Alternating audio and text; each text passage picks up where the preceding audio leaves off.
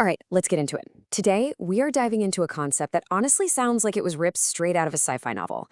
We're talking about an engine that could move a spaceship without using any fuel at all, by literally pushing against the universe itself. This is the wild story of the Mach effect thruster. And this quote from physicist James F. Woodward just nails the ambition we're talking about here. We're not just looking for a slightly better rocket. We are exploring ideas that could completely rewrite the rules of our place in the cosmos. And it really all hinges on one single revolutionary idea. And that idea is propellantless propulsion. I want you to just imagine a spaceship that doesn't need to haul around these gigantic, heavy tanks of fuel. Instead of shooting mass out the back to push itself forward, it just moves.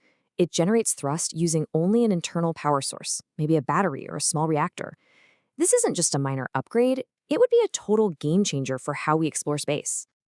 So the big question is, how on earth do you even start to build something like that? Well, let's take a look at one of the most famous and, one of the most controversial attempts to do just that.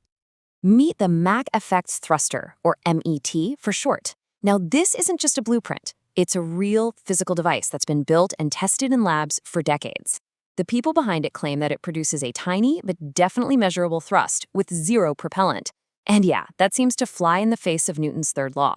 But to even begin to understand how it could possibly work, we need to zoom out, like way, way out. See, the theory behind the MET isn't really about the engine itself. It's about the fundamental nature of inertia and our deep, deep connection to the entire cosmos. And at the very heart of all this is a truly mind-bending idea called Mach's principle.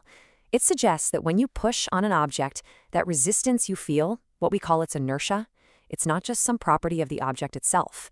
No, it's the combined gravitational pull of every single star, every galaxy, every speck of dust in the entire universe, all pulling back on that one object. The physicist John Wheeler just summed it up so perfectly with this one line. The reason it takes effort to move something right here in your hand is because of everything that exists way out there. Our little local reality is intimately tied to the most distant parts of the cosmos. So here's a good way to think about it. Picture the universe not as empty space, but more like a thick cosmic gel or a fluid. An object just sitting there is in balance with this fluid. But the moment you try to accelerate that object, you're basically pushing it against the drag of this entire universal medium. And that drag, that's what we feel as inertia. Okay, so if inertia is this connection to the whole universe, the next question is, can we manipulate that connection to create a push? Well, that is precisely what the Mach effect thruster is trying to do.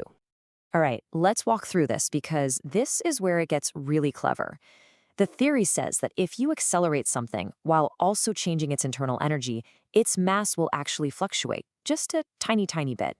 So the MET uses a stack of special crystals that vibrate thousands of times a second. The device is built to push on this stack of crystals at the exact moment the theory says it's getting momentarily heavier and then pull back when it's momentarily lighter. The push ends up being just a little bit stronger than the pull, and the result, supposedly, is a tiny net forward force. And just how tiny are we talking? Well, a few micronewtons. That's about the same weight as a single eyelash. It is an incredibly small amount of thrust, but, and this is the whole point, proponents say it is not zero. And for a spacecraft that carries no fuel, even a tiny little push, applied constantly over weeks or months, can eventually build up to incredible speeds.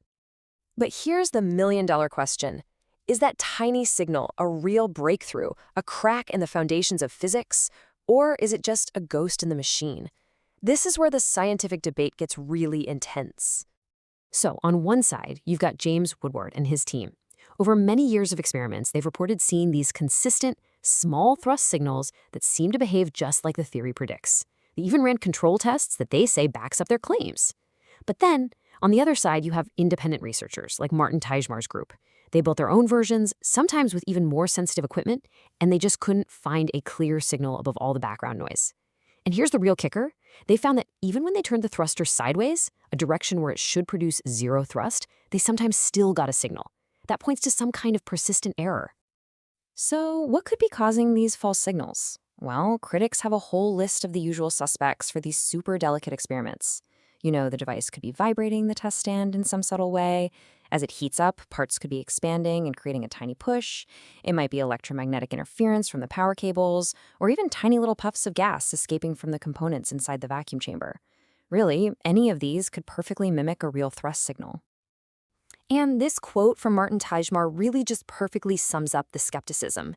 After almost 3 decades of work on this, the effect, if it's even real, is still incredibly elusive and has not been independently confirmed.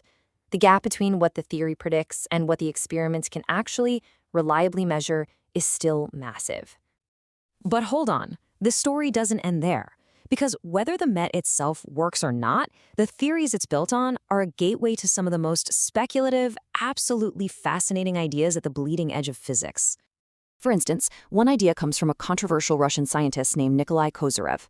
He proposed that time itself has a kind of energy, one that doesn't travel like light but just appears everywhere, instantly. He did these experiments with gyroscopes that supposedly produced really strange temperature changes, which he claimed was evidence of an interaction with this time energy. And that leads to another wild idea that might be connected: phonon vacuum coupling. The basic idea here is that the organized vibrations inside a crystal, like the ones in the MET, could directly interact with the energy of empty space itself. Theoretically, this could let a device just suck up random heat energy and convert it directly into a push. And that energy of empty space actually has a name. It's called the zero-point energy. Quantum mechanics tells us that even a perfect vacuum, what we think of as empty, is actually seething with energy. Some theories go even further and speculate this energy is literally leaking into our universe from a 4th dimension. And it's this huge cosmic energy source that some people think these exotic technologies could one day tap into. So, is there any way you could ever prove something so bizarre? Well, maybe. The most incredible prediction is that a real Mach effect device shouldn't just get hot from all the electricity running through it, it should actually get colder. It would be absorbing heat from its own structure and its surroundings and turning that heat into propulsive work. It would basically be a gravitational refrigerator. If anyone ever observes that cooling effect, well, that would be the smoking gun. So after all of this wild theory, all this controversy, where do we stand? What's the final verdict on the Mach effect thruster today? Well, this table really gives us the perfect snapshot. The theory? It's highly speculative. The experiments? The results are ambiguous, they haven't been confirmed, and they're plagued by potential errors. The mainstream scientific consensus? It's still very much on the fringes of physics. And yet, that potential is so absolutely revolutionary that it just continues to attract serious, even if it's very cautious, interest. And that really leaves us with the central question, doesn't it? Are these faint little signals in the lab the very first whispers of a technology that will one day take us to the stars? Or are they just a ghost in the machine, a subtle, persistent error that has led a lot of smart people down a very long rabbit hole? Right now, the honest answer is nobody knows for sure. But whether this thruster ever works or not, the question it forces us to ask is just profound. Is your own inertia, that feeling of being pushed back in your seat when a car accelerates, is that just a simple property of your own body? Or is it a direct physical connection to every star and galaxy in the cosmos? A constant reminder that we aren't just in the universe, we are fundamentally a part of it. And that's something we're thinking about.